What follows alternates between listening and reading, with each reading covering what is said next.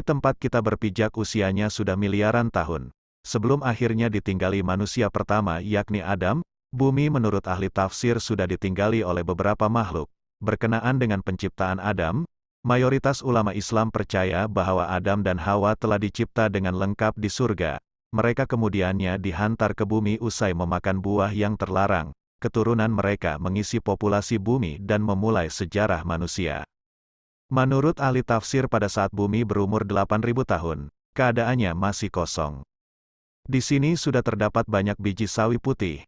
Kemudian Allah Subhanahu wa Ta'ala menciptakan seekor unggas yang bernama Tabirunasar. Allah Subhanahu wa Ta'ala berfirman kepadanya, "Hai unggas Tabirunasar, makanlah olehmu biji sawi itu. Apabila habis biji sawi itu, engkau akan kumatikan." Sang unggas pun memakan biji-bijian itu.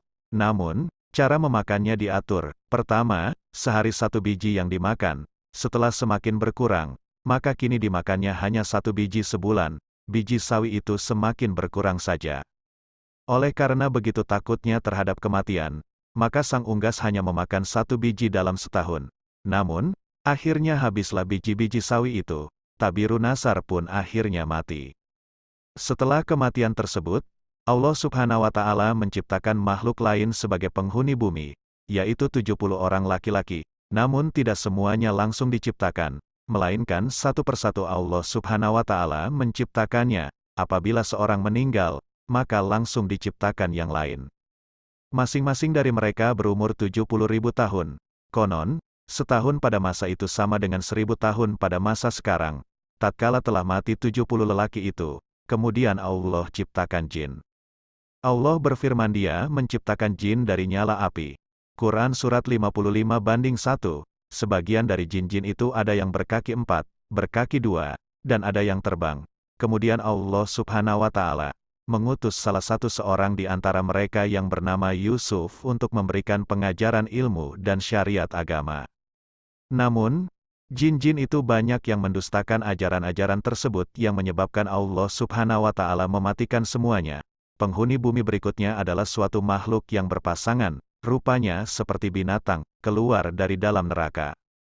Binatang itu pun beranak, dan anaknya dinamakan dengan Azazil. Setelah cukup besar, Azazil mulai melakukan peribadatan kepada Allah Subhanahu wa Ta'ala, 1.000 tahun lamanya. Setelah itu, Allah Subhanahu wa Ta'ala mengangkatnya ke langit pertama. Selama 1.000 tahun, di sini pun ia tekun beribadah. Allah Subhanahu wa Ta'ala menganugerahkannya sayap yang terbuat dari manikan yang hijau. Dengan izinnya maka terbanglah ia ke langit kedua. 1.000 tahun lamanya pula ia beribadah. Demikianlah, pada tiap-tiap lapisan langit ia beribadah selama 1.000 tahun lamanya, hingga ke lapisan langit ketujuh. Sementara itu, di bumi saat itu sudah ada penghuni lainnya, yaitu dari bangsa jin yang bernama Jana, 70.000 tahun lamanya hingga lahir anak cucunya. Kata ahli tafsir yang lain, 18.000 tahun mendiami bumi yang kemudian menjadi sombong dan kufur. Allah Subhanahu wa Ta'ala pun mematikan Jana. Sebagai gantinya adalah yang bernama Banunal Jana. Ia mendiami bumi selama 18.000 tahun lamanya. Ia juga dimatikan oleh Allah Subhanahu wa Ta'ala. Sementara itu, di atas langit sana, Azazil bersama para malaikat masih khusyuk beribadah. Azazil menjadi penghulu para malaikat selama 7.000 tahun lamanya dalam beribadah. Hingga pada satu waktu, Azazil mengajukan suatu permohonan kepada Allah Subhanahu wa Ta'ala. Katanya, "Ya Tuhanku, 7.000 tahun hambamu ini berbuat kebaikan padamu dalam 7 lapis langit ini. Jikalau dianugerahkan olehmu, hambamu mohon hendak turun ke bawah ke langit ke-6, berbuat kebaikan kepadamu. Pergilah engkau," tegas Allah Subhanahu wa Ta'ala. Turunlah Azazil atau iblis itu bersama 700 malaikat pengiringnya ke langit ke-6. Setelah merasa cukup, ia pun memohon izin lagi kepada Allah Subhanahu wa Ta'ala, agar diturunkan ke langit ke-5. Di langit ke-5 pun ia memohon diturunkan ke langit yang di bawahnya, dan demikian seterusnya hingga sampai mereka di langit dunia. Di langit dunia, Azazil atau iblis mengajukan suatu permohonan pula. "Ya Tuhanku, hambamu hendak memohon turun ke bumi dengan para malaikat, bahwasanya hambamu hendak beribadah kepadamu di bumi itu. Ya Tuhanku, betapa Bananul Jana telah banyak berbuat kerosakan di muka bumi. anugerahkanlah atas hamba-Mu ini bersama para malaikat berbuat kebaikan kehadirat-Mu di muka bumi itu.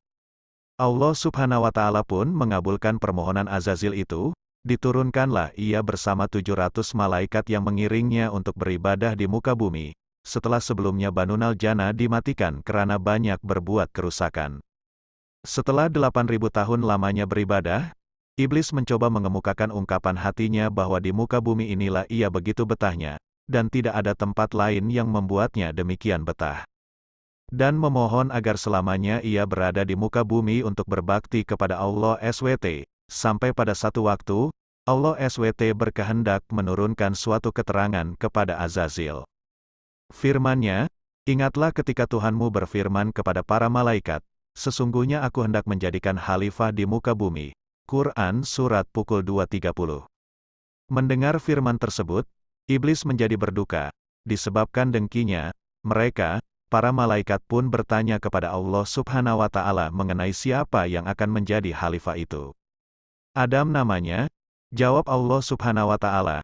Mereka berkata, mengapa engkau hendak menjadikan khalifah di bumi itu orang yang akan membuat kerusakan padanya dan menumpahkan darah, padahal kami senantiasa bertasbih dengan memuji engkau dan mensucikan engkau. Allah Subhanahu wa Ta'ala berfirman, sesungguhnya aku mengetahui apa yang engkau tidak ketahui. Quran Surat Pukul 2:30.